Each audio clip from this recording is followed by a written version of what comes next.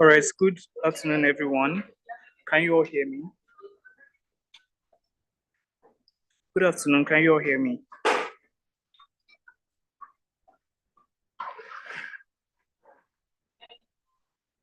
Please, if you can hear me, I want to see comments. Yes, I can hear you. Yes, all right. Thank you to everyone for joining us for today's session.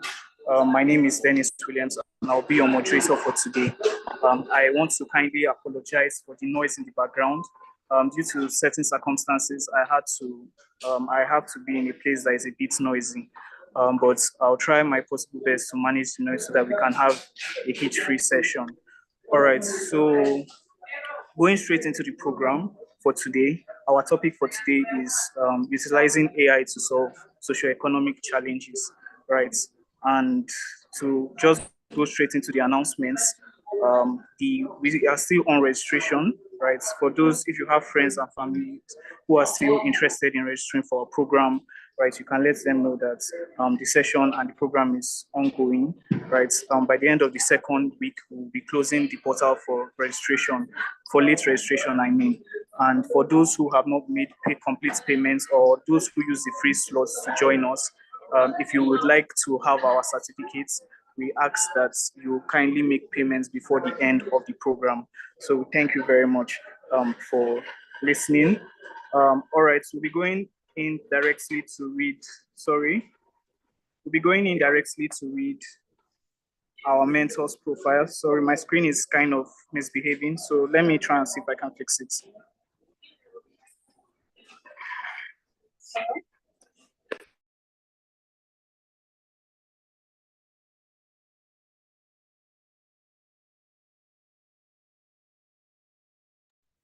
All right, so hope we can all see my screen. Our first mentor for today is Mr. Kelly Indenhe. Mr. Kelly Indenhe is an emerging technology thought leader, entrepreneur, AI researcher, and influencer for digital innovation. He is passionate about the application and the impact of disruptive technologies for solving real-life problems faced by people, especially in underdeveloped countries. He is currently founder of LearnHub.Africa and the CEO of Link Orion Technology, where he consults for brands and help them undergo the process for digital transformation. When not fully immersed, sorry. Oh, shit.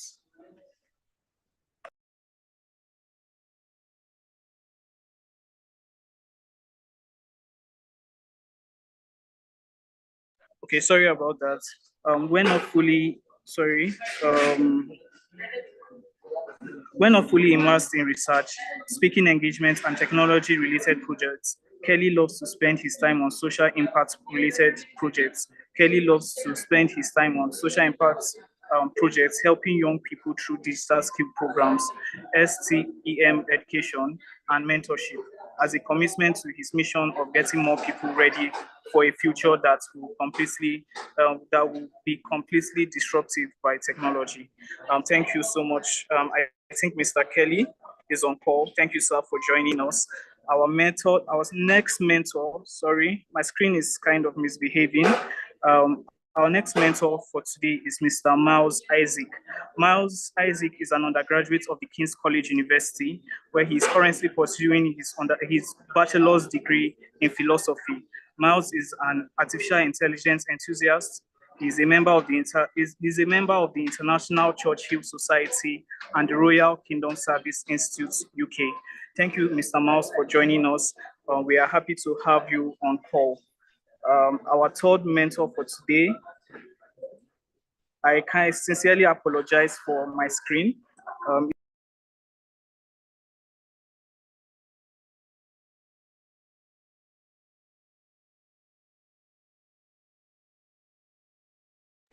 Our third mentor for today is Ms. Maya Sherman.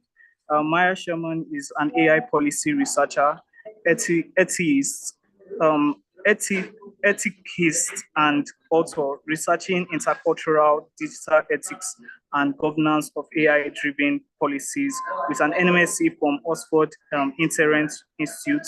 Currently, she works as an AI consultant in India, providing digital transformation strategies in a climate NGO. Maya has over a decade of expertise across AI policy, diversity and inclusion, and digital transformation. She serves as an AI expert member in the Global Partner on Artificial Intelligence as a part of the Future of Work Council and an AI advisory board member in the tech community of FUDITEM.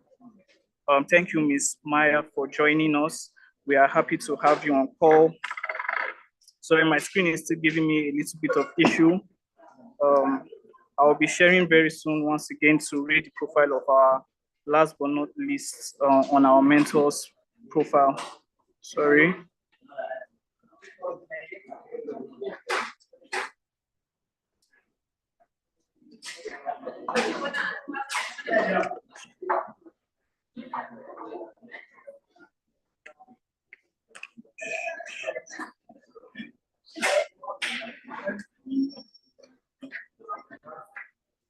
Sorry, please give me a few minutes. I'll be back. I'll be back with you very soon.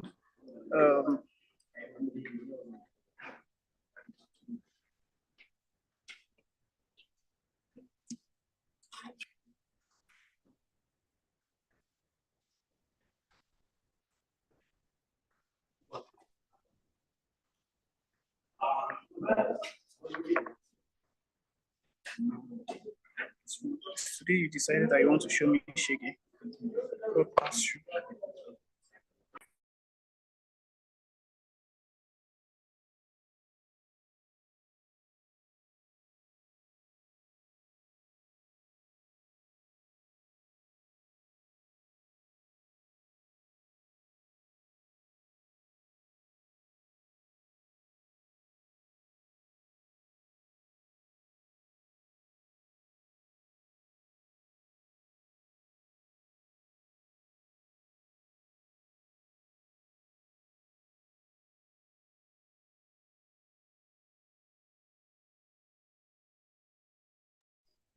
Thank you everyone for joining us. I apologize for the network that Dennis is our last but not least on our mentors profile is Mr. Gabriel Udo. Gabriel is a research fellow at the Robotics and Artificial Intelligence Law Society, Reals, Berlin, with a strong passion for the intersection of AI, law, ethics, and society. He is a PhD candidate at the European University Vadrina, focusing on the law and ethics of autonomous weapons systems. His expertise spans topics like robotics, smart city technology, digital colonialism, and privacy. He is proficient in Python programming and data analysis. Thank you all for joining us. Thank you to our mentors for joining us on call. I want to sincerely apologize for some of the challenges I had sharing my screen, right? And I want us to go straight into today's session. I'll be calling on our first mentor for today, right, to just give us a brief introduction into the topic for today. Our topic once again, is utilizing AI to solve socioeconomic challenges. And I can see Mr. Kelly is on call. Please, would like to give the floor to Mr. Kelly for him to give us his introduction into today's topic. You're welcome, Mr. Kelly. Yeah, good afternoon, everyone. I'm sure I'm audible. Just let me know if my sound quality is okay. Please, moderator, can you let me know if the sound is okay? Yes, I can hear you, sir. All right, great. All right, so yeah, I was going to I'm actually sending a slide. I don't know if that is still possible. I can send to what can I send to? I can send to here now. Can you hear me? Yes, sir, we can hear you now. Okay. So I was wondering if it's possible, if it was possible for me to send the slides to across to for you to help me display. Just let me know if that is possible. But if not, I will just go ahead and make notes of the points I want to discuss. Because I believe the topic you mentioned, I've been a mentor. I've So we been can a, hear you, sir.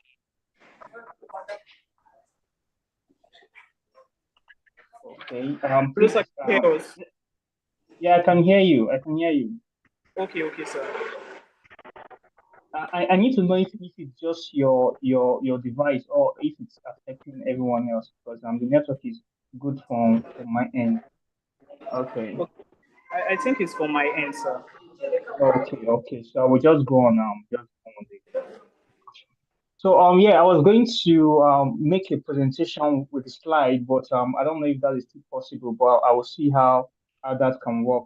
If it's possible, okay, okay. I'm currently using my mobile device for this call, but I don't think I can share the slide from the device and it's on my PC.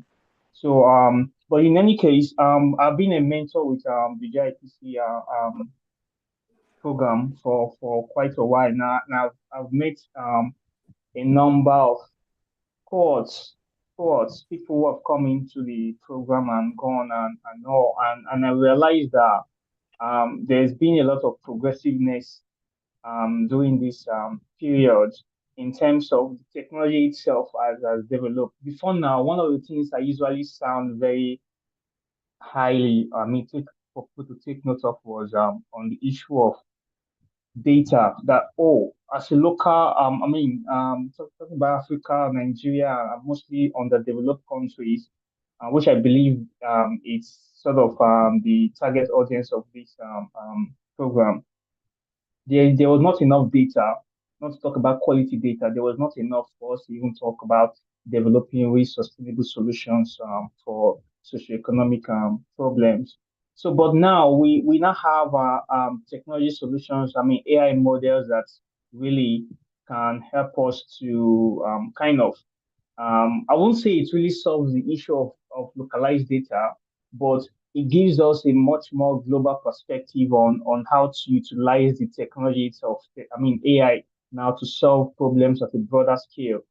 So for that, we still have the issue of people not understanding the nuances of even the local problems we have, because it even takes some amount of data to be able to properly understand the kind of local problems that we have. For example, we talk about data um, analysis, data intelligence, and business intelligence, and all that. I can use those approaches to understand the kind of problems that we really have because I read the slide from the team.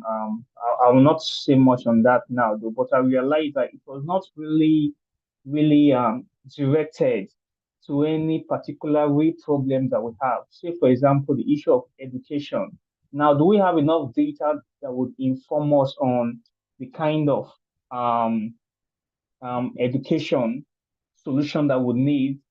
Then we talk about the AI models that are available. We have the Gemini, we have the cloud, we have ChatGPT.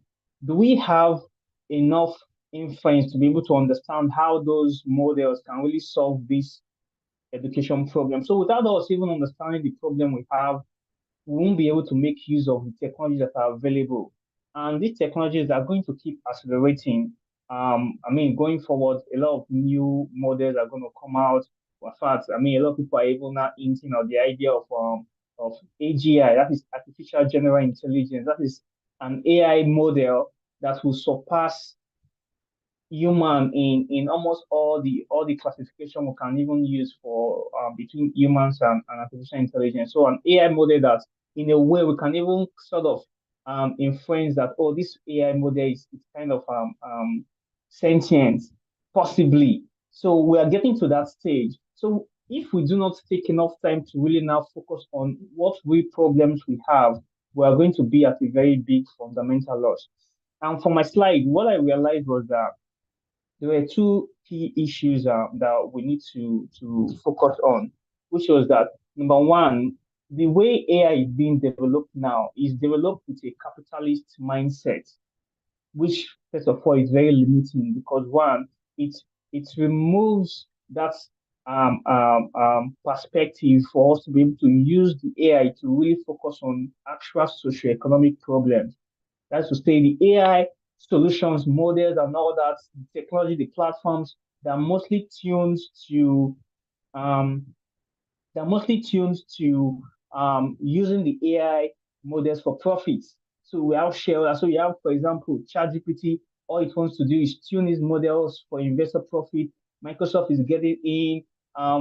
Mistral is getting in. Mistral recently did a deal with Microsoft, and all of that. We can see that there's a lot of profit oriented sentiments to all of these things.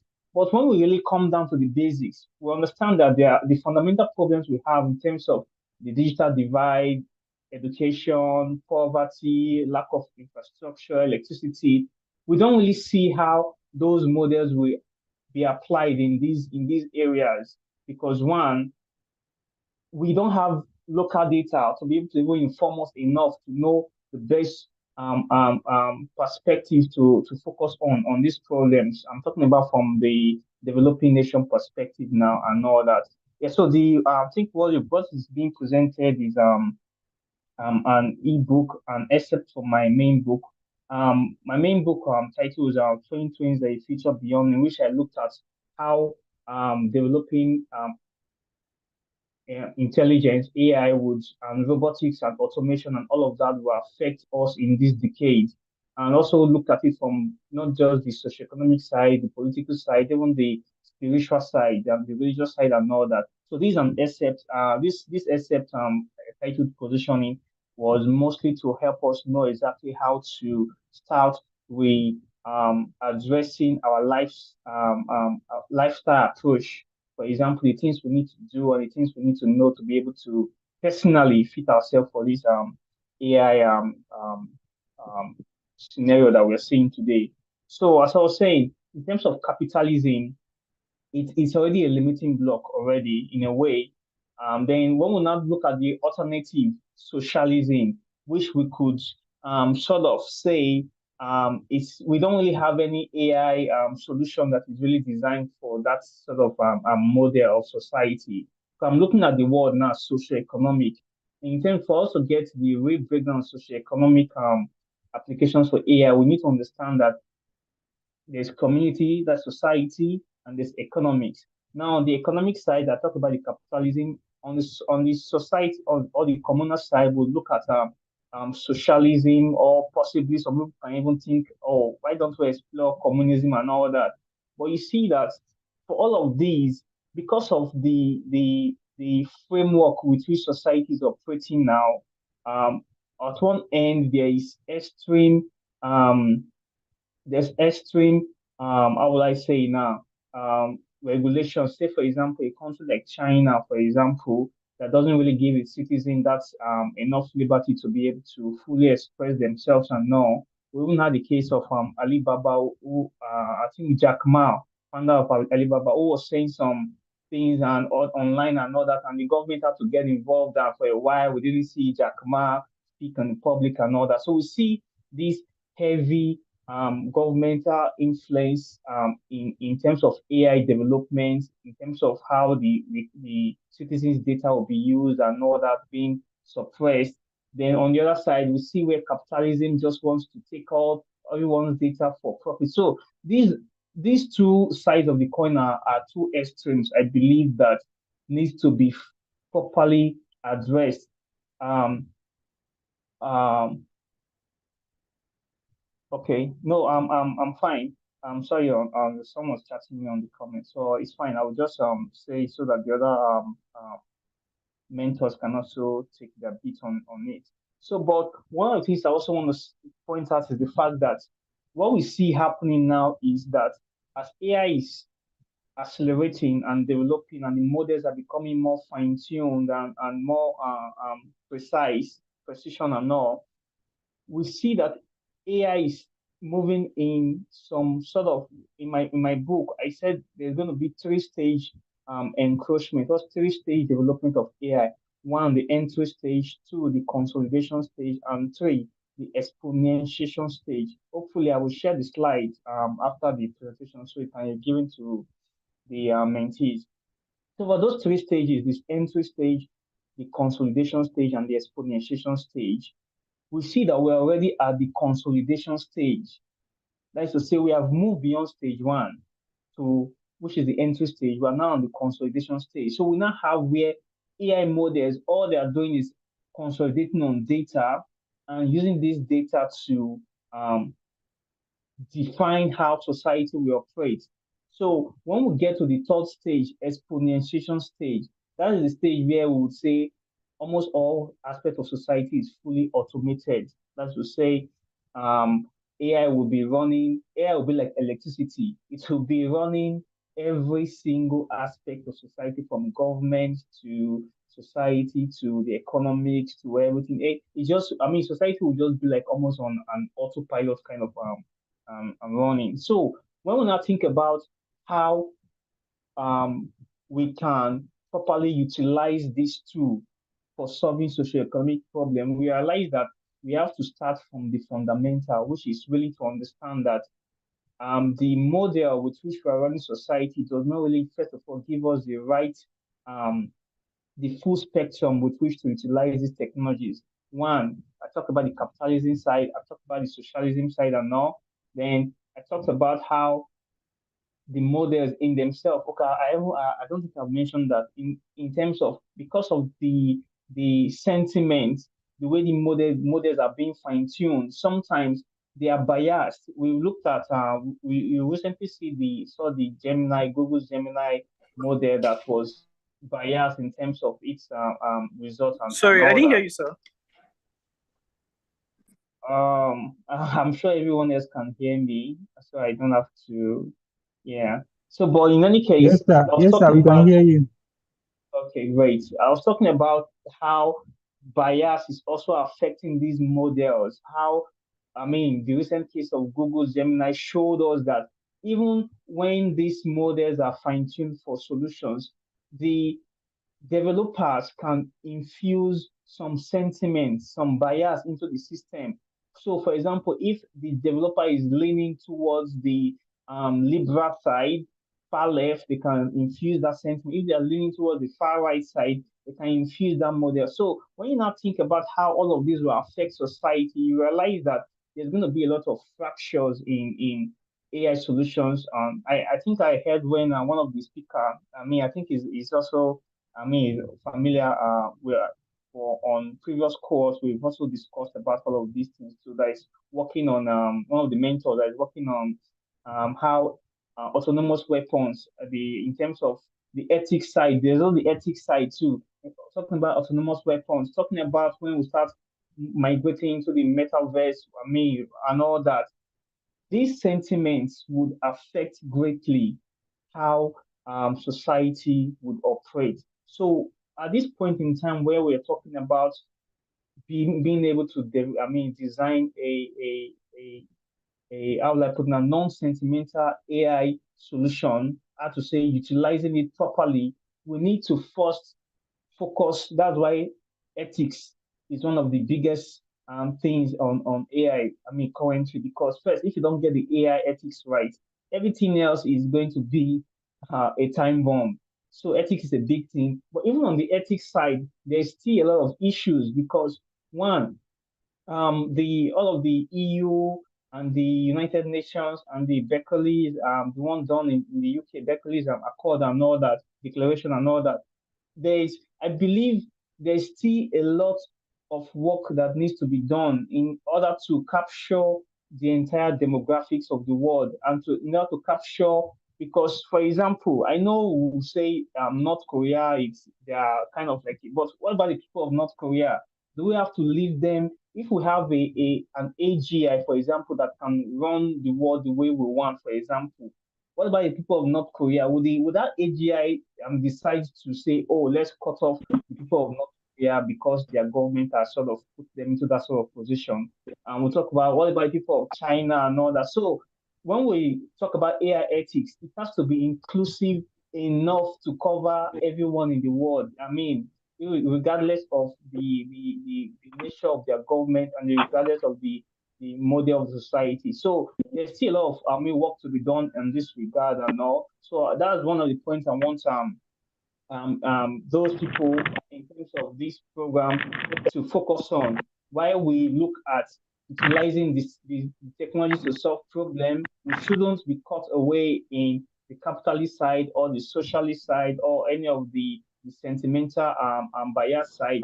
Rather, we should try to develop an holistic solution that would get everyone covered in it. So I think that's what I would say for now. As for the slide I wanted to share, I would still do my best to make it available to maintain. So thank you for having me here.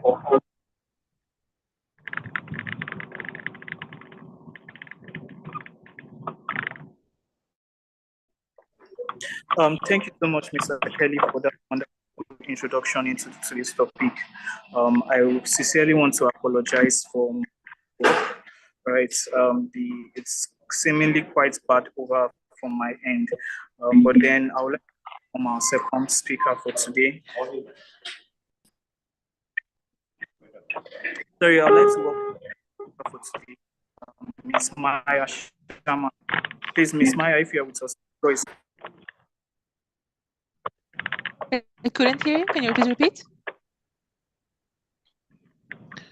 Yes, now we can hear you.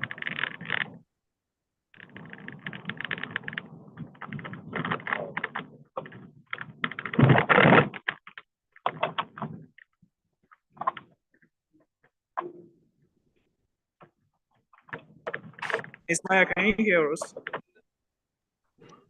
Yes, I can hear you. Can you hear me? Am I audible? Yes, Ma, you're very audible. Please, Ma, you can go ahead and give us your brief into today's topic, utilizing AI to solve socioeconomic challenges. We're with you, Ma. Wonderful. Sure thing. So very pleased to be here with all of you today. I'll be sharing a few slides and presenting myself very shortly. Just a second.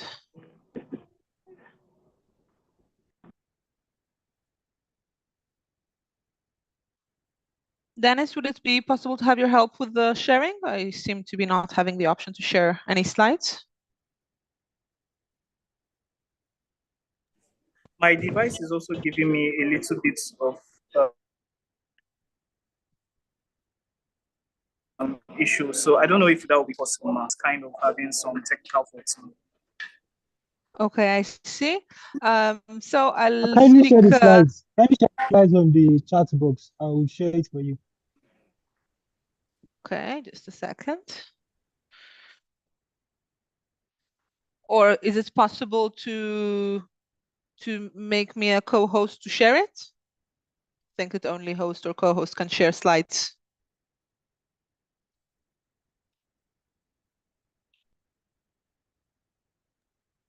Dennis can do that. Mr. Dennis, please take out the co-host.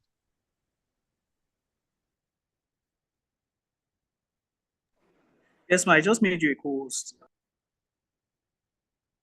Sure thing.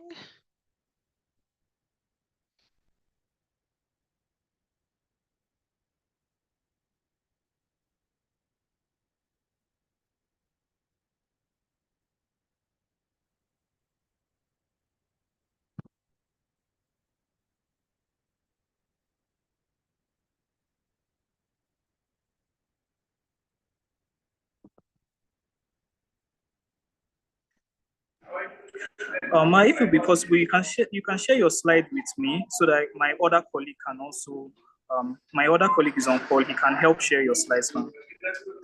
Okay, just a second. If it's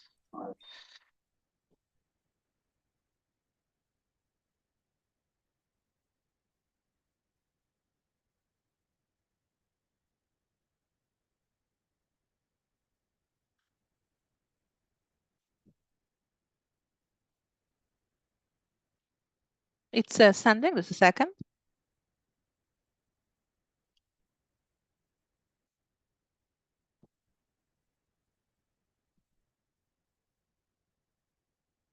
There we go. I think you received it, Dennis. Please confirm. Yes, I just did.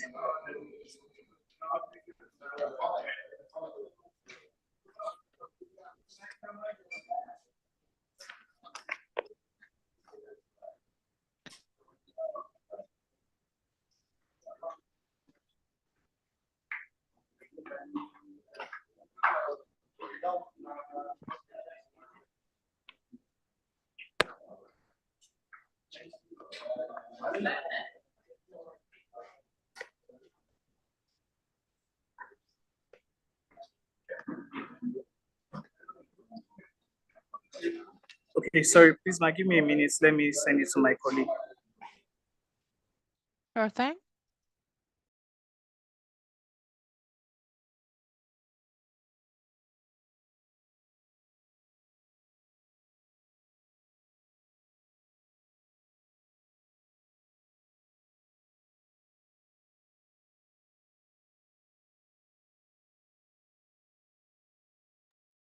Sorry, have you tried sharing it from your end? Have you tried sharing the document from your end? I'm having a little bit issue with my sharing, but I'll try that, ma'am. I mean, has Maya been able to try sharing it from her end? Thank you for the question. I don't have the option. I cannot. I don't have the option to share. I'm wondering. Okay. I that's why I asked if it's possible to either if it's maybe something that only like the co-host can do, but I don't have the option to share currently. Just a second. Let me see. We'll try it again.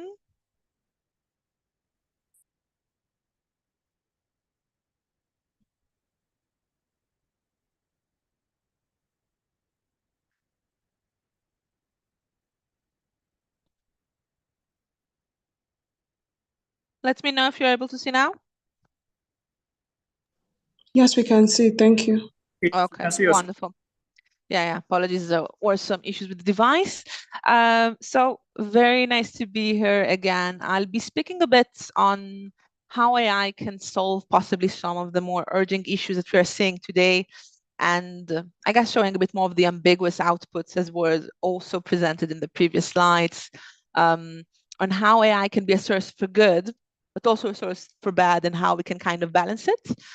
We cannot dive into all the details, of course, in this short time, so I hope to give kind of a glimpse. We'll tell a bit about myself, and of course, looking forward to your comments and questions and the rest of the work. A bit about myself. I am an AI researcher and ethicist. Have my master's from Oxford, researched intercultural digital ethics and governance of AI-driven policies in times of crisis. Currently, I'm working in India as an AI consultant in climate NGOs, mainly trying to explore how AI can be a source of good, also understanding the limitations that it has. I'm part of an OECD initiative called the Global Partnership on Artificial Intelligence. The goal is to promote responsible AI practices across disciplines.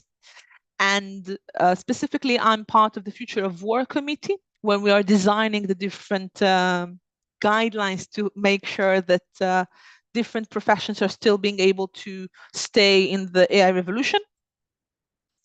So briefly about the agenda, as I said, we'll speak a bit about social innovation, what is AI generally, AI for good, AI for bad, and how possibly human-machine teaming and literacy can look like.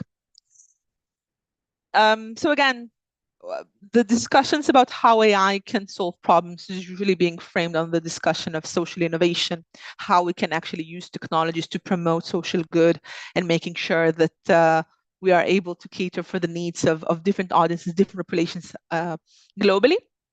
There have been different factors and catalyzers that kind of increase the discussions on AI solving different problems. We've seen this with COVID-19, the emergence of different conflicts that clearly increase the need of us to create more innovative solutions, solving different problems using technologies. We've seen the discussions around the Sustainable Development Goals coined in 2016. A bit later on with ESG, the discussions on this interdisciplinary aspects of technology and how they are shaping our ability to solve some of the problems. But the main question is, can AI help us actually solve global problems today? And what are the different disciplines and sectors that we're seeing? The answer is not, I would say, fully explored. It's something that is still being tested and piloted, as AI is still not reached the full potential. And this is something that we also need to understand, that we are still seeing parts of this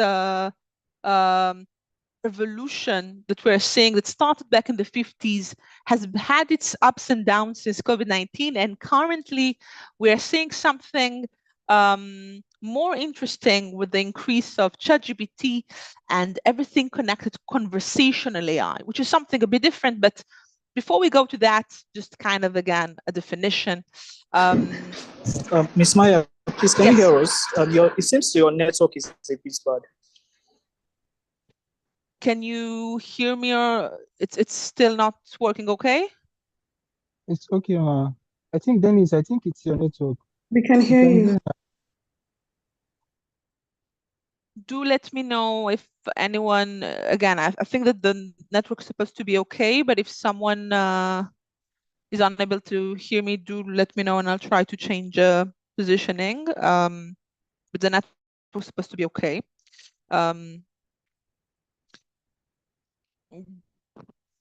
Wait, Dennis, it does seem that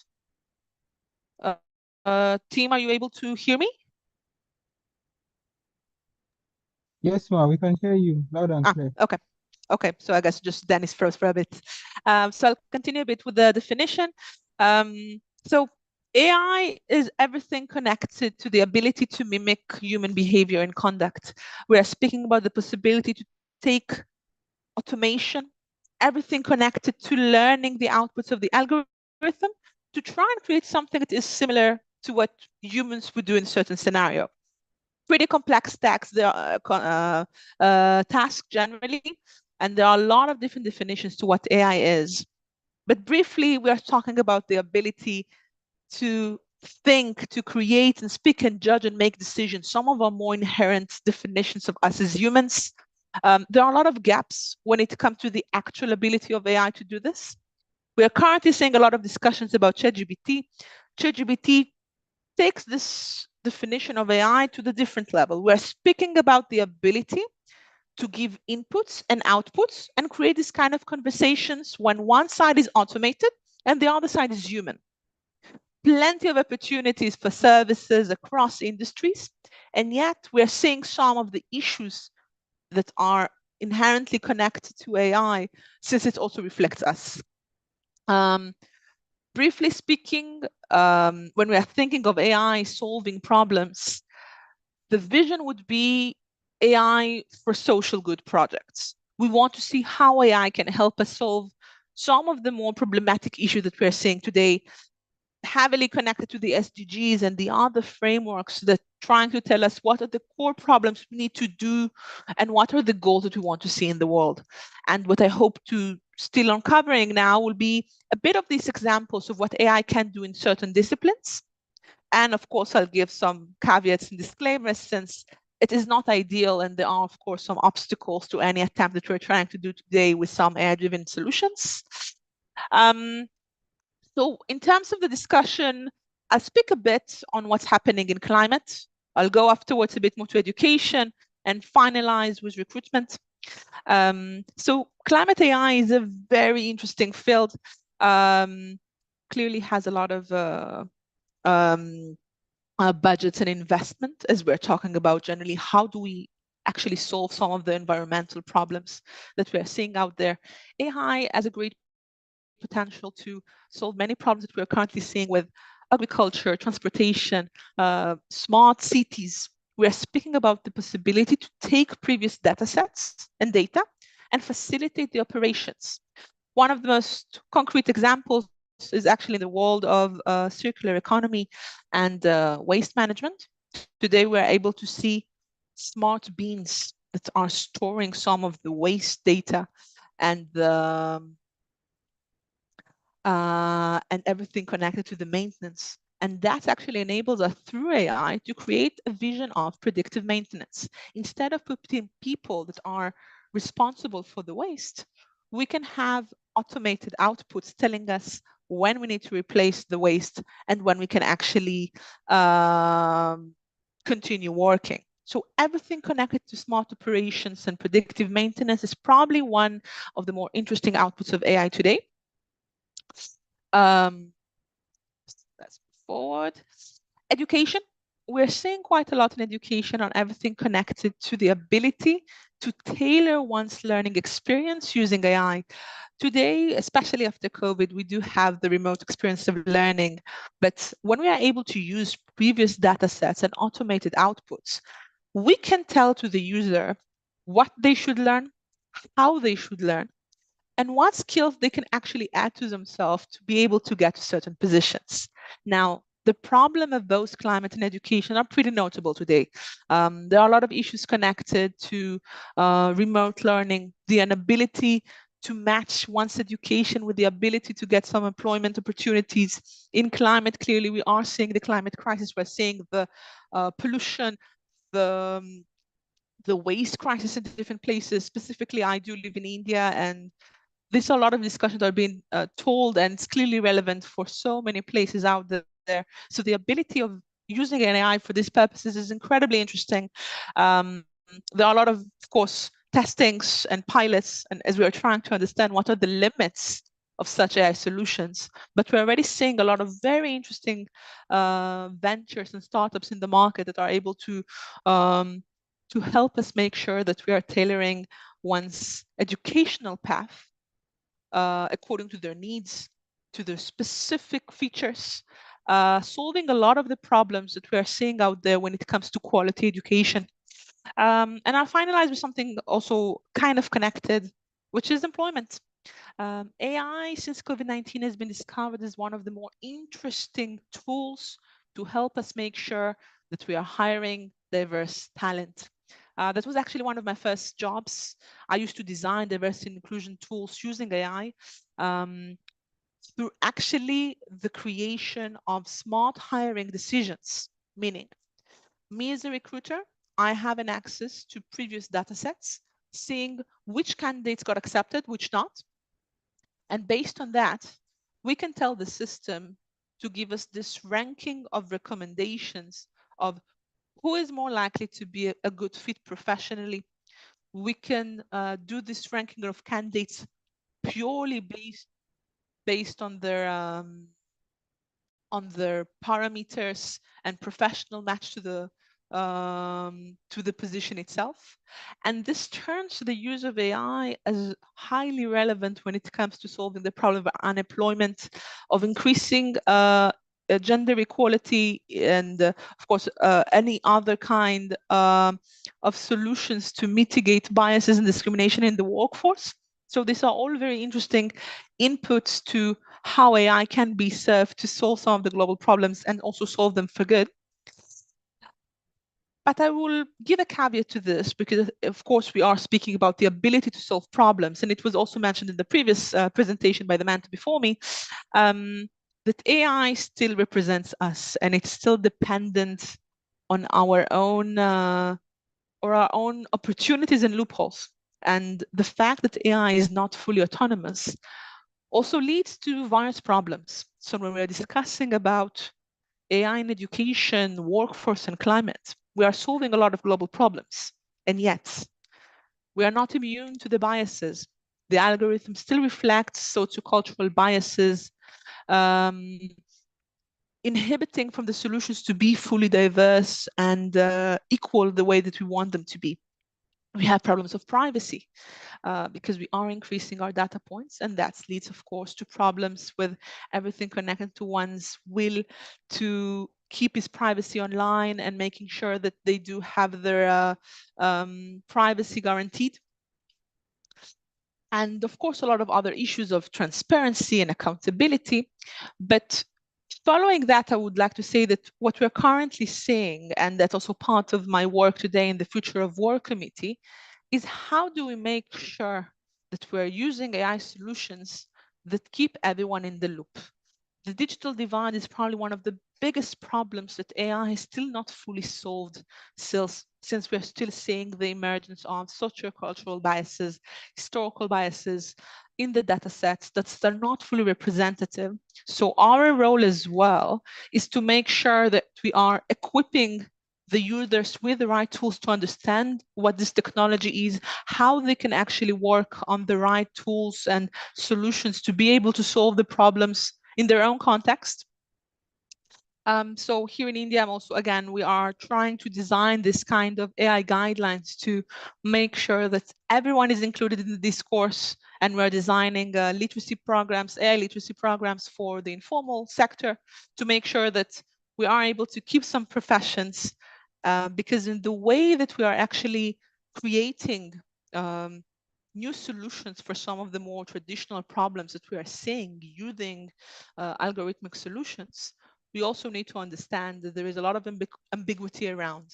We are seeing a lot of the loopholes, repeating the loopholes that we are facing as humans. So the way going forward is, in my view, to understand a bit more how we can collaborate, how we can use AI to solve problems, but making sure that we are combining humans and machines together, making sure that everyone is aware to what AI is, understand how to use this as form of literacy and fluency. And that's what I believe will be able to bring us to purely using AI for the common good, understanding the risks, but also harnessing the opportunity to solve some of the more core problems that we are seeing today. And with that, I'll finish. Looking forward to hearing your insights. And of course, I'm available for any question you may have. And thank you, of course, for the team for having me, and apologies for some of the technical issues. My device has its moments sometimes. And I guess that especially when discussing about AI and the digital divide, I think that Zoom is definitely an incredibly annoying platform sometimes when it comes to some of the bugs that can happen in the system. But yeah, that's it. I'm looking forward to hearing the rest of the mentors and your insights. And again, thank you. Thank you so much, Ms. Maya. We also sincerely apologize from our own end for not being able to share your screen.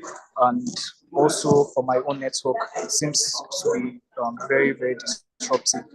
But we'll be going straight forward to having our next mentor, right, Mr. Miles Isaac. Thank you for being on call with us. We would like to have your session and your discourse on the topic for today. Hello, can you hear me okay? Yes, we can hear you, Miles. Fantastic. Okay. So I just want to start off with background information first of all of myself. So I'm coming from a philosophy background here in London, and my interest in artificial intelligence, AI, is geared to how this week's topic, which is how we can use it to for the better of the future. This is combating the AI for good and AI for bad, as Maya touched on previously.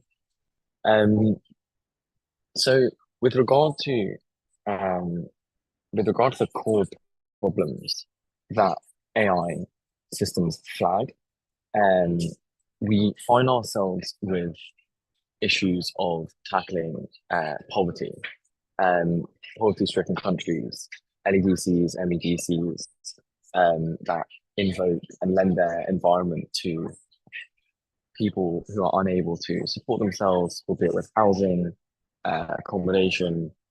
Certainly here in the UK, there's a cost of living crisis. So how we can use AI there and implement it to expedite this issue. So we also have transport and making transport more readily available.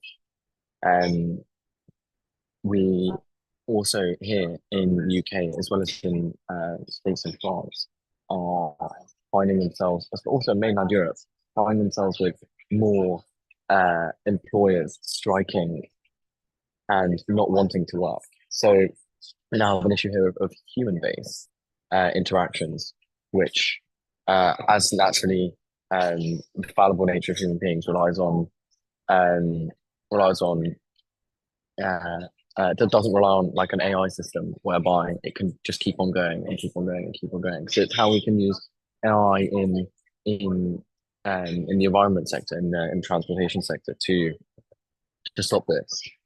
Whereby you would have a robot run or a computer run transport system doesn't involve human interaction. You may find yourselves with a higher efficacy in reducing the delays that people find, and also solving the challenges, I suppose, that a human-based transport system would have. Also, Maya touched on this very nicely in the presentation before, which was climate AI. Climate is a massive realm that AI is only tapping into. We see countries in specifically island countries that are surrounded by water, or countries that are experiencing heat and drought and extreme weather. How we can use AI for the environment sector, and how we resolve these concerns using some program that's able to input certain data, analyze if there is a certain discrepancy or anomaly within temperature, for example, and what the potential solutions might be of that. And this naturally raises biases, as mentioned in both presentations. But I want to flag potentially the biggest biases that I see, which is just the access to AI. The access to the three, so it's the C, the L, the E: costs, literacy, and education. So cost of AI. AI can be vastly expensive, but it's the people who are unable to access, use, or play around with an AI system in order to solve the challenges. So it's how one is able to allow for everyone to have equal accessibility when it comes to playing with AI, seeing how it works, noting down the different challenges that this raises. And of course, there's the human bias involved in it. So I work here in London with a law firm that uses AI for NDAs, so non-disclosure agreements. And they mentioned that the biggest issue within the law firm here is they create a software using artificial intelligence that helps them expedite internal processes within the firm. But at the same time, by doing that, they're pushing their own personal bias that invokes heavy ethical considerations and concerns when they use their own AI system that is used to write NDAs or help with law firms and wording and specificity, and they push their own personal bias. So although they may be using AI to solve challenges within law, you also find yourself with using AI to try and solve challenges, but also opening the door to plenty more challenges. Certainly, too, there is prejudice in human interpretation of and cultural differences as well. So you guys being in continent of Africa, me being here in Europe, I've worked with people in the Middle East on certain AI systems, and it's people from around the world will use their own human interpretation and push their own bias geared towards what they want. So here in Europe, people may not want the budget to increase. Otherwise, I know the Royal Mint will go into more national debt. So we use that in AI. But then we're pushing an AI, more financial geared or environmentally geared AI. Prime Minister here, Rishi Sunak, is using AI for investment and foreign investing. Whereas in Middle East, you're using AI for culture, to look at how to blend cultures together. And then we have in the States, which is also taking a similar approach to the UK. And last but not least, we have AI solving issues with cybersecurity. Cybersecurity is the Wild West.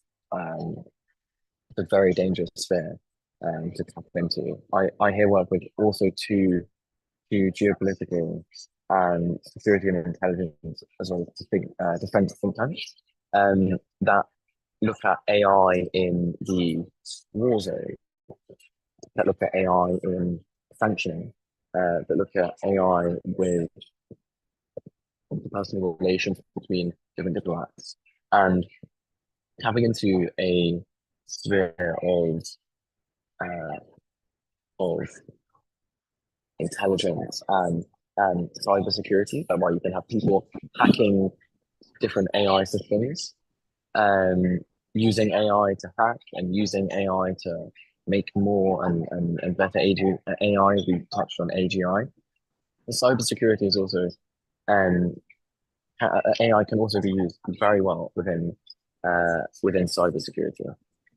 I believe I'll now terminate my presentation, but thank you very much. And I apologize if there's been any other further technical delays on my side. All right, thank you so much, Miles, for that wonderful session from your end. Okay, we'll be going straight to our mentee's presentation. All right, for our mentees, group one was able to make their presentation and submit. Please, if the presenter is available, kindly come up and make a presentation.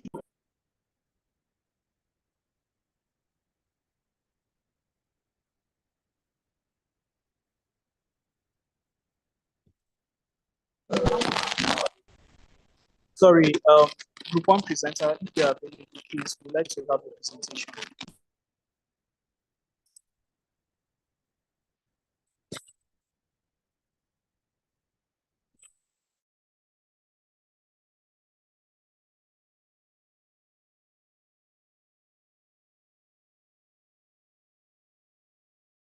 Okay, please, if the presenter is not available, right, can someone or the backup presenter come in and step in for the presenter?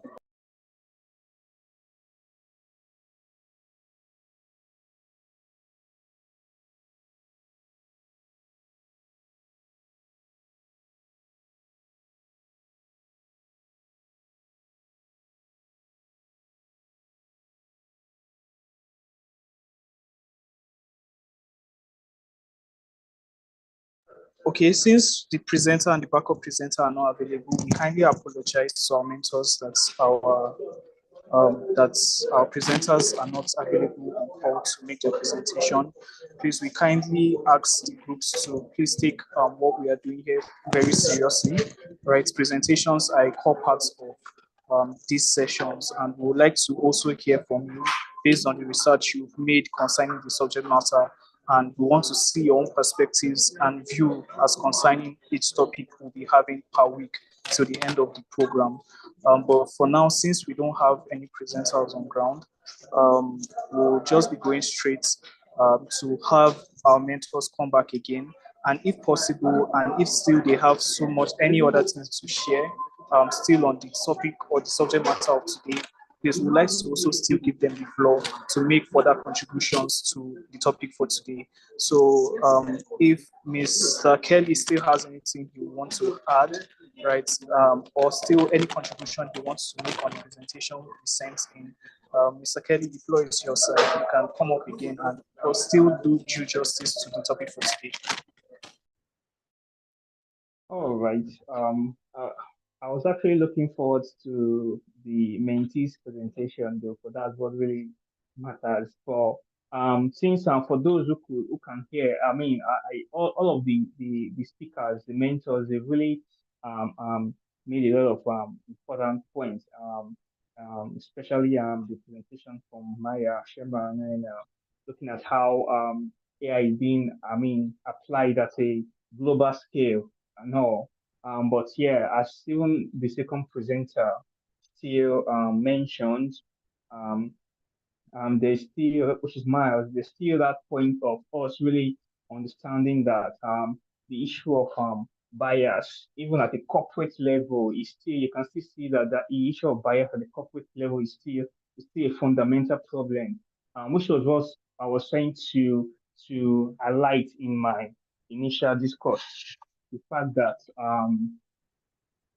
as long as we have different ideologies in society, in our world, like for example, in the US, for example, there's the far right, you have the Democrats, you have the Republicans, even in their politics, you see that tension, you see that divide across the world. I mean, even the war in Ukraine and Russia, the war in between Israel and Palestine, Gaza, and all, there is that, and all of those things filter into the sentiments and ideologies of people across the world. So, in terms of taking cognizance of that in developing AI solutions, you realize that the issue of sentiment is always going to be there. I understand the role of organizations like the World Economic Forums and United Nations, the Global Agenda, I mean 2030, and all to bring together a collective sense of us understanding AI from a singular perspective, which is AI for common good and all. But how sure are we that that's, I mean, it's not also laced with sentiment also? So it's a fundamental problem of humanity. That's what I would say. That's what I would say really. It's a fundamental problem of humanity and all. So in terms of I wanted the mentees to understand this discussion from a very practical point of view. That's to say, let us not be so theoretical, because I believe the time has come for us to really start considering AI as being applied to real life situations. So, for example, here in Africa, for example, we have the issue of education. I'm not going to talk about infrastructure, poverty, and all that, but just fundamentally education. We understand that we do not have the quality of tutors that we can really say would we can, I mean, project globally. So for that case, AI assistants or AI tutors or AI teachers, which is going to be a real thing very soon. We have to say customized AI learning. The second speaker talked about that a lot in terms of customized curriculums, customized learning, customized tutors, personalized tutors, and all. So if we're going to have a personalized tutor from say UNICEF, for example, say they develop an AI model for the global curriculum and they bring it to Africa, would it take into consideration the actual cultural nuances of the needed curriculum, for example? Because we're already at this point where we realize that even a lot of our history is not being reflected properly in the curriculum that is being taught in schools. So imagine an AI model or an AI personalized AI tutor that is developed at an international level, or with whatever sentiment that is going to be developed with. It's not going to capture all of the nuances that we really need to apply at the local level. So this discussion for the mentees, they should see it as an opportunity to say, what can we start doing about this? How do we start solving this problem? So first, we now need to understand that we need to go and start looking at our local data. Use our local data to get the proper understanding of our local problems. So by the time we want to develop a solution, we will develop it based on the understanding of our local problem. For example, in our own local case now, for example, we understand that maybe teachers are not good at maybe mathematics, for example, but they can be good at other subjects. So the AI model we will develop that's just an example, will be kind of nuanced to be able to ensure that limitation is covered for. So it's important to start looking at how each one of us can play a very important, critical role in understanding our local problems. So even if a global model or a global solution is being proposed, we will understand how to contextualize it to fit our local solutions. So I think that's just what I would say for now. I will allow the other mentors to also provide other perspectives. All right, thank you so much, Mr. Kelly. Thank you for giving further insights into what we have been discussing and what some other mentors have already pointed out. We'll still like to have Ms. Maya. Ms. Maya, if you're still with us, do you still have further insights or personal advice you would like to share with us as concerning the matters that deals with utilization of AI for good and both for bad? How does AI in itself, how can it help the African context in the sense where we can begin to utilize AI in such a way that it can help us we can have a better continent that is developed on the basis of AI? Thank you for the question, and I might have some. I hope that I'm still being able to be audible. There are a bit of construction in the area. Yes, ma'am, we can hear you. Wonderful. I think broadly that so all of these things that I think are raised by the other mentors, which I think are very relevant. I think that I want to specify something very crucial to the understanding of AI is a problem solver, which is sociocultural settings that impact each problem. In the sense that today, and I feel that you've seen till now, is very big buzzwords of AI being relevant for climate, AI being relevant for education, for tailoring one's education. What we are missing out today is the ability to actually put the local setting in each problem and design the solutions accordingly. And we are seeing that whenever we're implementing today pretty vast and generic AI solutions, it can work for some cases, but it's not really as relevant for others. And the thing is, it's AI, and I think that probably one of the more interesting sentences that was coined by Microsoft in the past, and I think it's true. The artificial intelligence is not really intelligent nor artificial. It's not intelligent because it's based on us. It's based on us humans, and it's a mimic of us. So it doesn't have the conscious, it doesn't have a lot of the abilities and features that we have as humans. But in the same time, it's not really artificial because of it, because we are the basis. And because AI in many ways, I think with many scholars, and I think I'm across them, would say that it's a much more contextual phenomenon, and it's a tool that should be localized in a way. And this is, I think, a message for every solution to any problem I think of. The thing is, of course, AI has a pretty strong name, and there are a lot of problems out there. But especially when I'm thinking of the African context, and generally, I think currently I'm a bit more involved with the Indian context, but I got to explore, I think, generally AI solutions across different places. we need to make sure that the data sets that we're using for any algorithm, any solution, are representative. In this sense, we have seen a very interesting affair with Gemini. It was mentioned a bit in the beginning. Gemini is the new chatbot release, looks very promising. And then what we've seen very interestingly, that for many of some of the historical queries, we have seen things that were not true historically, but you could clearly see that there are those data sets. And this was a very interesting affair that happened, but just shows again the fact that we need to use much more representative data sets. That requires a bigger involvement of all the infrastructure globally. What happens here now is again, because we so divide certain questions were excluded from discussion. So while we have the problems, we have some solutions.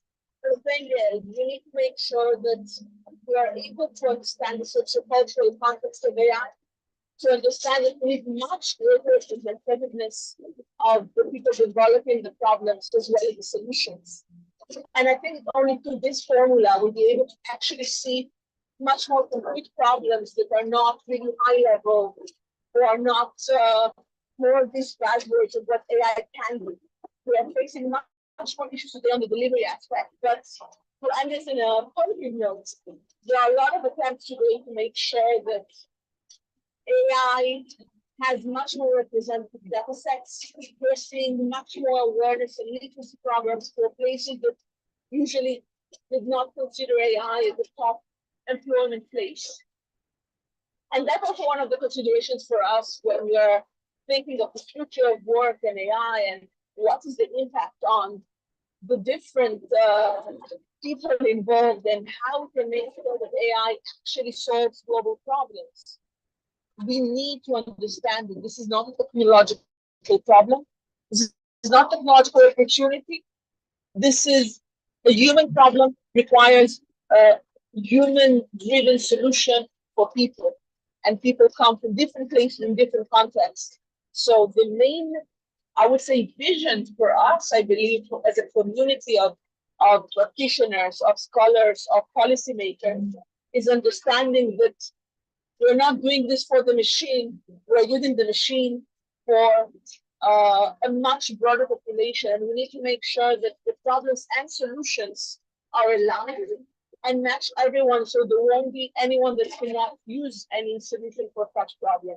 So this, I think, is a different sociocultural perspective to what I spoke a bit before on the digital divide, but I also want to touch upon a bit on how I foresee the vision of it in years to come, and is we're currently trying to see in existing solutions of having much more diverse data sets and also much more diverse workforce when it comes to developing AI as a whole.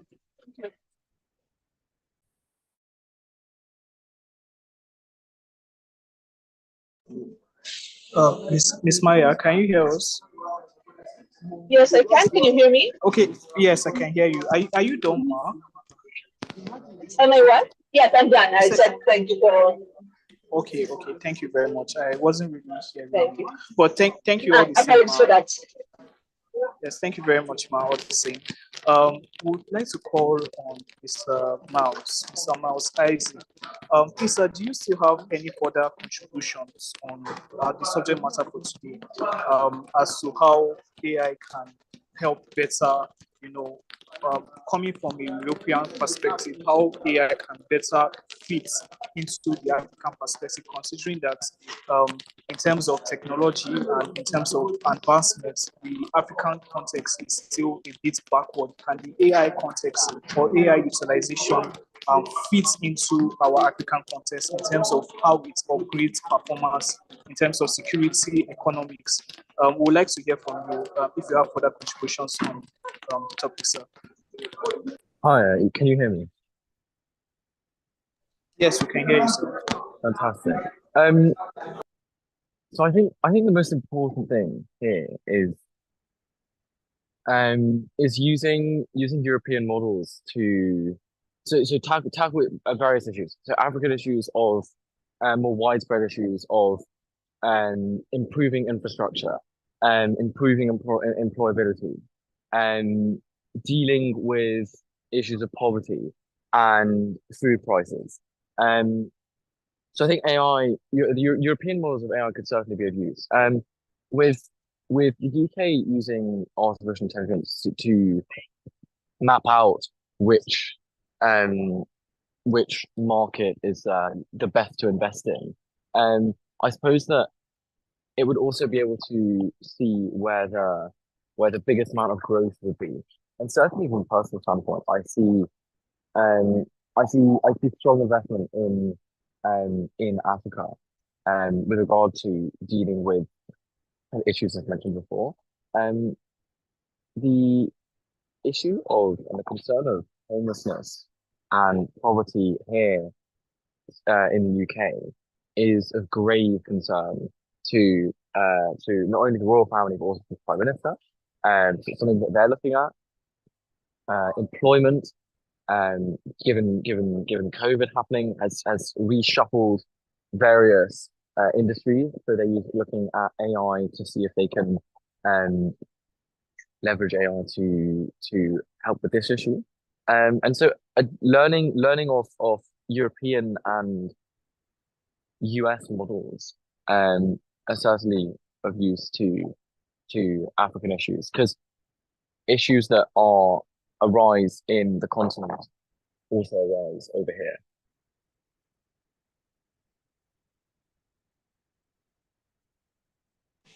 Okay, Mr. Mouse, are you still with us?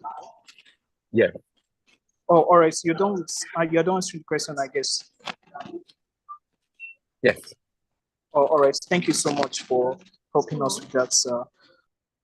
Okay, shortly, I want to ask our mentees, right? Please, if you can, please, can we have our mentees turn on their videos, right? We want to be sure that people are attentive and people are also in class, and we also want to give the opportunity for you all to ask questions. I'm sure over the course of the week, while you were giving the topic, you made certain research, even though you were not able to present. I'm sure that there must have been questions. Even from our mentors' presentations, there must have been questions that you may have come across over through the week and during the discourse itself. I would like to just give the opportunities for our mentees to ask questions. Please, I want to hear from our mentees. I want to see us really engaging in this section. So please, if our mentees can you just turn on your videos? Can you ask questions? Right, we want to see you ask questions.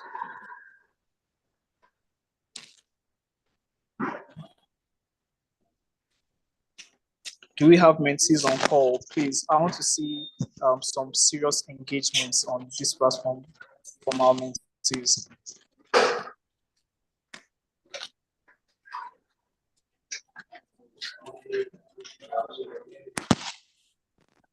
Okay, are there not any questions? Please, do we have questions? Okay, from my end, my name is Philip. All right, thank you, Philip. All right, sir. Good afternoon, all. My question is particularly to the mentors. So, they didn't touch much on the risk and possibly disadvantages of AI. Like some platforms, you have inaccuracies and some other deficiencies there. I'd like to actually know one or two things more in that regard. Thank you. All right, thank you so much, Mr. Philip, for your question. We'll be directing the questions over to our mentors. We'll be directing the question over to our mentors. Ms. Maya, please, if you can, what are some of the disadvantages of AI? Are there disadvantages to the use of AI? Yes, ma'am. Thank you for the question. I would say that the advantages, of course, vary according to the discipline and the sector. But if I could highlight a few of the main ones, one of the strongest one will be predictive analytics and maintenance. The ability to use previous data sets enables us to foresee future data in a way. The thing is, we're not creating something that for sure will happen, but thanks to AI, we are able to predict what is the situation of certain maintenance facilities. We're able to tell, for instance, weather intelligence, forecasting natural hazards. And this is probably one of the more interesting advantages and probably one of the more common use cases that we are seeing generally. I will add that another very key advantage is everything connected to hiring diverse talent and just generally making sure that we are prohibiting some of the human biases. And when I'm speaking about that, I'm mainly talking about hiring processes. And this is something very important, especially when we're speaking about employment. AI can give us smart recommendations. So the ability to diversify the workforce has a lot to do with AI as a force for good, helping recruiters to prevent some of the biases. Of course, that this is not an absolute advantage because AI still mimics us. So whenever we are using AI for this kind of purposes, we sometimes need to do some statistical fixing and testing to make sure that we're still having this diverse candidates and workforce generally. So this is additional one. And I would give another very strong advantage that is relevant is everything connected to the mitigation of disinformation and fake news. So disinformation and fake news is a quite substantial problem that we are seeing out there. It can lead to serious harms and implications globally. So there is a lot of importance in making sure that the data that we consume as users is authentic. And AI has the ability to learn from previous data sets and also tell us what is more probably to be an authentic data source and what's more probably to be a fake one. So if we're taking, I think, all these three advantages that are pretty core one, and again, the ability to provide predictive maintenance and analytics, the ability to diversify and mitigate human biases, and the last one, which is countering disinformation. These are all three core advantages that are connected to many of the use cases that we're seeing today across disciplines. There are, of course, other advantages that we can test because in the end, we are speaking about the empowerment of humans using automations. We should also speak, of course, about the disadvantages that comes with it. But I do think that generally speaking, most of the literature and scholars tend to speak about the bad things that come with AI without acknowledging that there are a lot of great things that happen. Even on the more simplistic side, thinking of Netflix, our smartphones, our ability to see ads and commercials and content that match us is something that AI enabled us to do. The thing is, and I think it's true for most of the technological discussions, we also need to understand that this is not absolute advantages.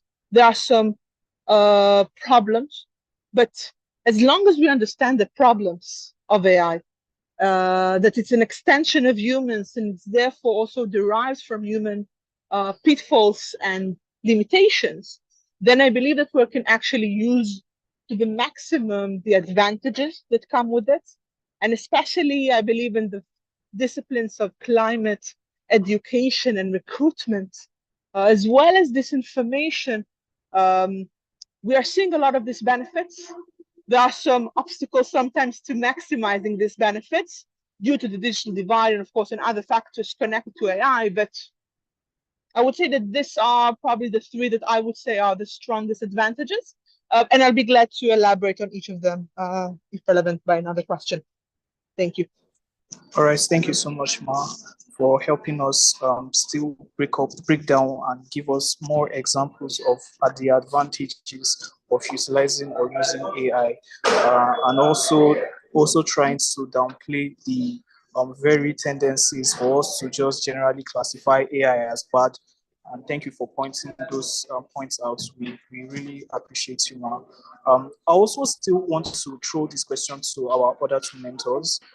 Right, the same question to our other two mentors. Mr. Kelly, sir, what do you think are some of the major advantages and also the major disadvantages of using artificial intelligence? Okay. I would like to approach the framework of this question from the understanding that AI is like a, how would I say, a tool that helps us to operate within the digital world without barriers, with an intelligence, like an automated form of intelligence. That is to say, once we give AI that full autonomy within the digital space, with the intelligence that it sort of carries with it, it would make humans a little bit more on the bench side. That is to say, humans will no longer be so active within the digital space. Then AI would sort of be the agent. Say, for example, we already have the idea of AI. AI assistants. So someone wants to call you, and you don't want to even be on that call. Your AI assistant can take the call on your behalf. Your AI assistant can write your email for you. Your AI assistant can even attend your Zoom call on your behalf. We already have those tools being released. So, say for example, I don't want to be on this call. I will have my AI assistant do this presentation and do all of this interaction for me, and probably just give me a rundown maybe afterwards, to say this is what happened, this is what happened. Then I can sort of fine tune it to say, okay, in case of next time, do this or do that. So what we're seeing is, then take note of the idea of metaverse, an idea of a metaverse, where to say a world where we are sort of plugged into a digital space, a virtual space. Now, what that does is it makes human input a little bit redundant. We already see this in the old generative AI space. As to say, you want to create a video, for example.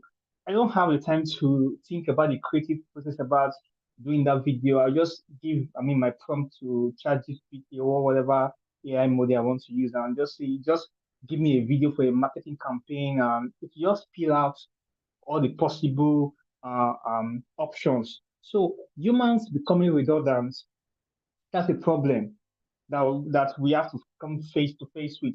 A lot of, school institutions are already in that discussion of, your lecturer or your supervisor gave you an assignment, and the student just go home and just put it on ChatGPT, and ChatGPT just spills out the results, and they take it to the school. Now the lecturer doesn't. Now the lecturer has to come to face with, how do I know this is the output of the student or the output of an AI tool? So when you take that problem and really expand on it, you realize that humans are gradually going to become a little bit more redundant in terms of even the digital space, and in terms of even actually maximizing the tools we create.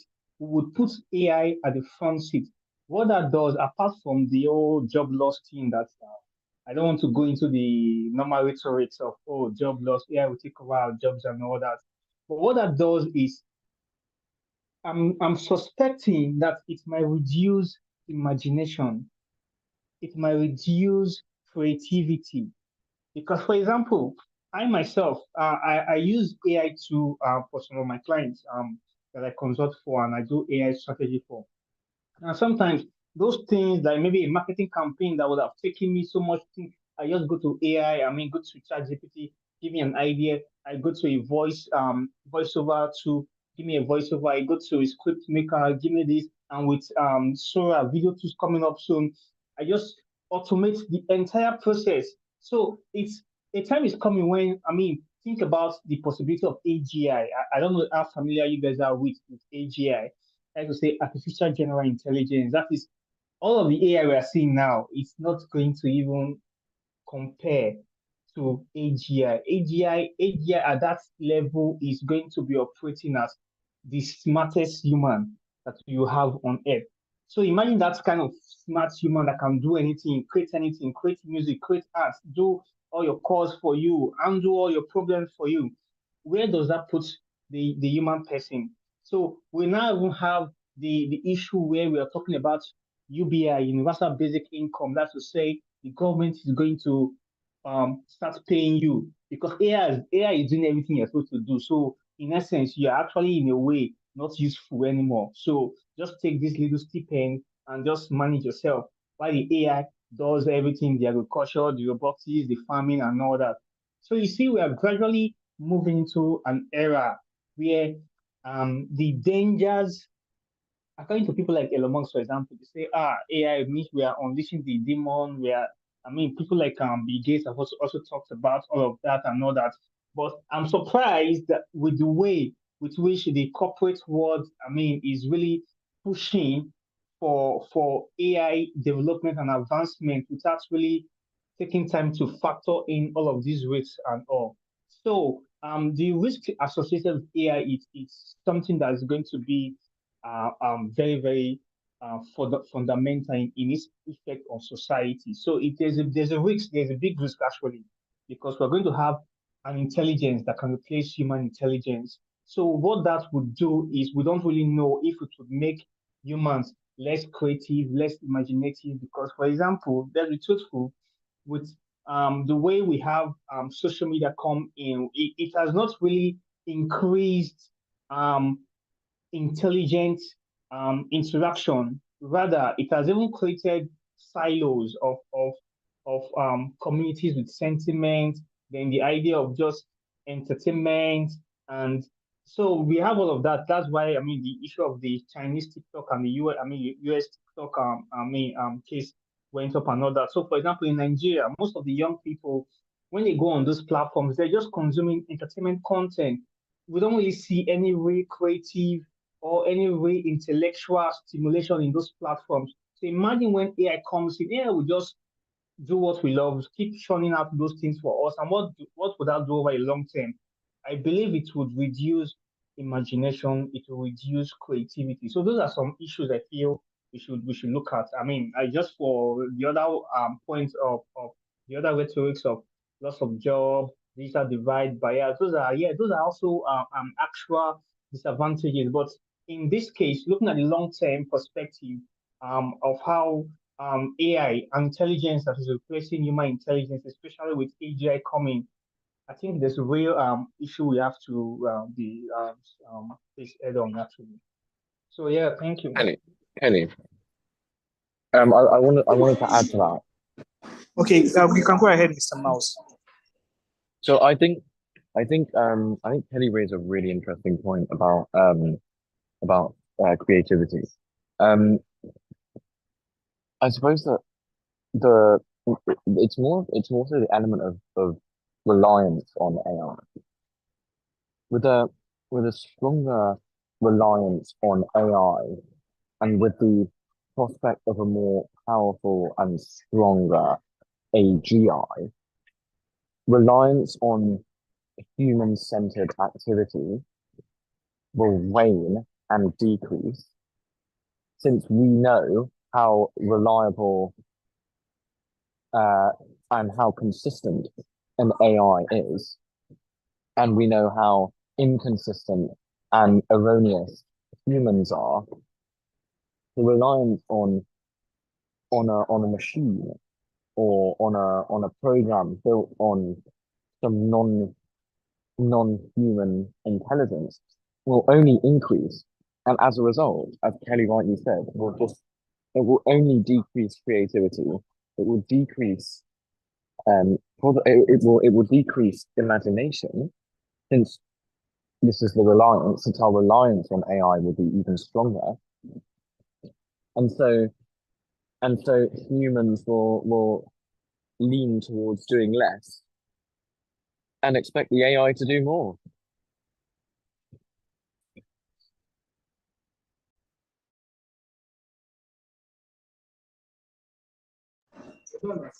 Hello, Mouse. Yes. All right, thank you so much for that contribution. Right, I still want to ask our mentees, are there still more questions? I'm sure, based on the question that was just asked, I'm sure we've seen a different perspective in that sense of what AI how AI can be both useful and also be in some other ways quite disruptive, right? So please, are there more questions? I'm sure we still have questions. Would be like, okay, Wisdom, I can see your hand up, right? Please go ahead and ask your question. Good afternoon, everybody. Thank you so much for this session. It has been very informative. My question is, Mr. Kelly mentioned that... Yes, your hands are raised, Wisdom. Please, you can go ahead and speak. Can you hear me? I'm sorry, I'm speaking. Can you hear me? Yeah, yes, we can. All right. I said, thank you for this session. I say yes, we can. My question is, Mr. Kelly mentioned the EU Act for AI ethics is more like geographically based and it's not for Africa kind of. So I want to know if there are policies that can be more Afrocentric to face challenges that are Africa oriented. Like what kind of policies can be? Okay, thank you, Wisdom, for that question. Mr. Kelly, are you still with us, sir? Yeah. So I'm a little bit careful on this topic, especially this issue of ethics and policies and all that, because over the last couple of years, Africans, or the Afrocentric nations, so to say, they have come to rely heavily on whatever output or frameworks the West produces. So talk about, for example, data privacy, the GDPR and all that. We were just playing catch up. We're always playing catch up. So whatever policies that is being deduced at the West, we just embrace it. But when it comes to this particular issue now, it's not going to be like the others. For example, in some African countries, they have regulations against the LGBT community, for example. So we're talking about inclusiveness now. That's what the term, and from the Western perspective. I'm not saying we should be for or against. That is not the point. I'm just going to say some African countries currently on their policies go against those sort of communities and those sort of ideologies. Now, if we have an AI model that all the AI models actually are being developed and provided for by the Western countries, which sort of align with those kind of policies and framework. Now, what would that do for the African countries whose policies sort of do not align with it? So let's say, for example, we now have a global AI model that everybody has to use, but your own country policy says, oh, you do not allow this sort of communities. Maybe there's some kind of racial. We don't know what your policies entail per se, but it does not properly align with the framework of the policies that is influencing those tools you want to use. So that's the problem. So currently, what I would say, what I've realized over the past couple of years is that we have kind of also moved gradually away from nationalism to a form of system that is based on, I'll say, fascism. I'm sorry for using these words. I know these are not words that's why I say I'm very careful about I'm talking about this kind of topic. But these are actual issues we're talking about. Because when you go to China, for example, their policies are different. You go to North Korea, policies are different. You come to African policies, policies are different. So we have to be realistic about how we look at these issues. So the frameworks of most countries now is a bit of fascism. I should say the government working in line with the corporate entities. That is what sort of produces the policies that influence the societies. That's what we mostly have. So that's why you have that. Even while the EU were developing their policies, a lot of lobbying and influence from the corporate world went into it. I forget. So that's to say, that is why you see that sometimes when there is a kind of like an issue with from For example, the Andrew Tate issue.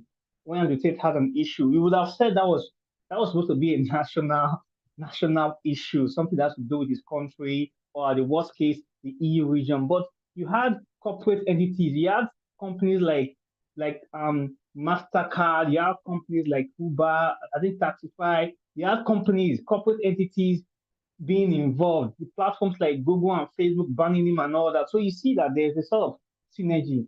Well, that is the model the world is going to run with. So for African countries, I think it is important. Yeah, we do not yet have any strong policy framework that will say it's a bedrock for us to operate. We would mostly copy, which would now beg the question of what are we going to do with our cultural biases? For example, are we going to throw away our cultural biases in favor of the Western cultural biases? Or are we going to have to now really come back because we have the whole global agenda and the whole sustainability plan for the world? Are we going to now have to come back and sit at a round table and say, okay, we have this global bias. Can we kind of factor it into? I think a country like China, they know how to do that a lot. They can go to those. I mean, I think they were involved in a lot of those policy development and all that. So there's a way they can work around it. So I think that should be a model African countries should take to find a balance so that they are not cut off globally and they do not lose their identity in the process. I don't know if that answers the question. Thank you so much, Mr. Kelly. Thank you, sir. Thank you, Wisdom, for that question. Thank you so much, Mr. Kelly. We're still taking questions, right, from our mentees. But before we still go ahead to take questions, I personally also want to ask a question. And I want to direct it to both Mr. Miles and Ms. Sharma. And my question is, coming from your own perspective, is it going to be eventually possible that the same model that is being developed for AI will become applicable, right? Maybe the models that are developed in the European context, would there be a situation or a scenario where it becomes applicable to the rest of the world? Since, for instance, or since in regards that we've not been able to settle on like very basic matters such as war engagements and things like food securities among countries, can we come to that point where we can now have a model that is generally acceptable based on artificial intelligence for the whole world? Please, Ms. Maya and Mr. Miles, I would like to hear your inputs on this question. Maya, would you like to go first, or do you want me to? I can go first. I'll do this. Sure. So thank you for this question. It's a great one, and I think that it's an interesting question because we didn't really see the power of inclusive AI models. It's still now, I feel that most of the work and models has been concentrated in certain places. The thing is, we've seen the potential of it. We've also seen the limitations of the fact that AI can do much more only if it's more inclusive and more people had the option to shape it. I do think that when we are thinking of the recent events, I will say that this is probably one of the good things about COVID, that once we're having global problems, the need to make sure that certain tools and solutions are being modified and accessed by different populations increases. So I want to say, the failed attempts to use AI during COVID raised the idea that there are a lot of problems that are connected to the fact that not everyone has the option to use AI today, and it's not as localized. I tend to believe that we will see different AI models that are much more localized in context. It has some dependencies. We need to make sure that everyone has the access. We need to make sure that the accessibility issues are being solved. As time passes, especially with ChatGPT, I think that we are starting to see AI being discussed as a right. This is a bit more philosophical discussion that has a lot of very interesting outputs of whether digital access should be a constitutional right or whether it's something that can change. It is not something that has to be given in all cases. The thing is now that AI has become much more commercial, much more accessible with ChatGPT, conversational AI, we're seeing the spread. I tend to believe that it's becoming inevitable that AI will have to be more inclusive. It will bring a lot of benefits. It will for sure require the adaptation of the existing policies. AI Act is far from being perfect. It's simply the first attempt, not exactly the first, but probably the more rigorous and consolidated attempt to create this AI regulation that can be afterwards taken as a model. But we're already seeing a lot of other regions trying to shape a different discourse. We are seeing this with G20 and digital public infrastructure. This is actually much more common in South Asia. So I think that especially in the following decade, now that there are more problems in a way, we need more serious solutions. We need to make sure that they are all catered for all different places. It will ignite a debate. And I definitely tend to believe that from what we're currently seeing in Europe, we will start seeing much more local policy mechanisms and hopefully different policy declarations, regulation that have much more localized context. It requires some work, but it definitely looks like the way to go. And I wouldn't say that the fact that we're currently having the EU AI Act is a good sign that we are starting and we are trying things, but in the next coming years, it's more probably that we'll see different and more local versions of what AI regulation should look like in different countries, and hopefully to get to some agreements on that. That's my input, at least on that, and looking forward to hear the other views of the mentors. Thank you so much, Ms. Maya. Please, we'd like to have Miles also make his contribution on the question. So I have a few more minutes if I have something after this, but so I'll try and aim to provide a concise answer to this. First of all, it's a very good question, and it's a question that I don't think has an immediate answer, not a binary answer at least.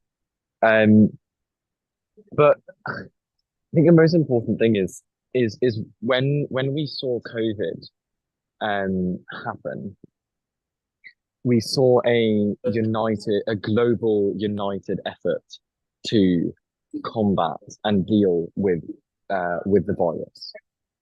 So there was a global effort all driving towards the same goal and trying to alleviate pressure on governments and civilians and trying to come up with a solution.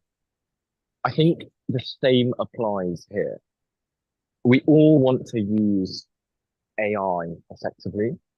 It's a growing cause and something that a lot of people want to play around with, use and implement within their businesses and enterprises. But then again, the concerns and the issues that may arise, I find will be combated through a global effort.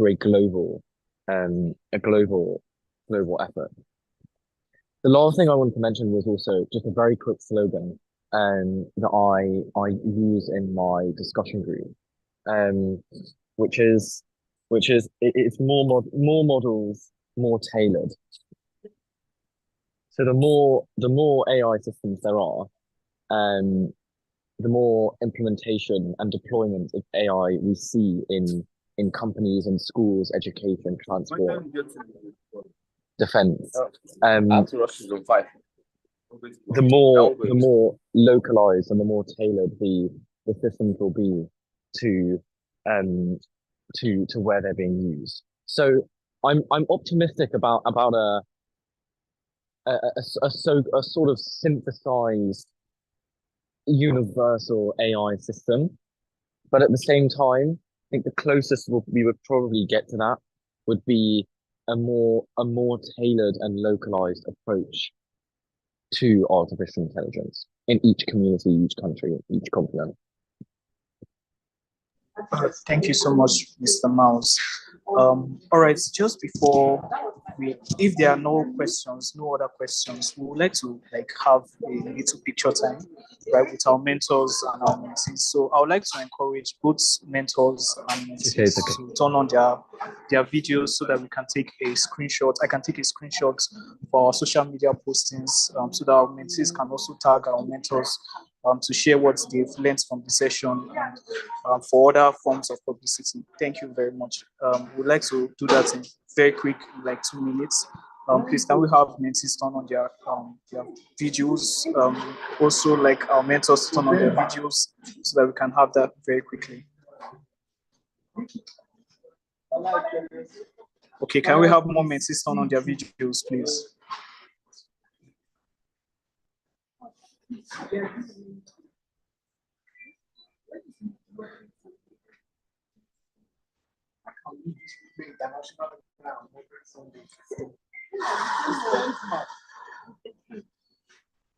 Okay.